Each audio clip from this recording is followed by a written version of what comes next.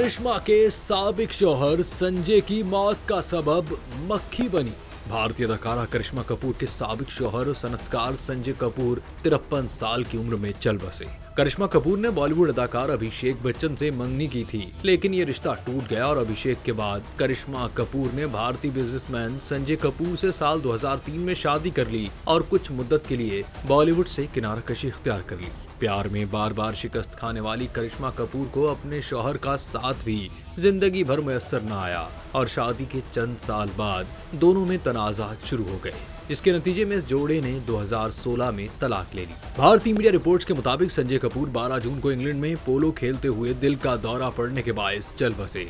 संजय कपूर की मौत अगरचे दिल का दौरा पड़ने से हुई, लेकिन मौत की असल वजह एक शहद की मक्खी को करार दिया जा रहा है।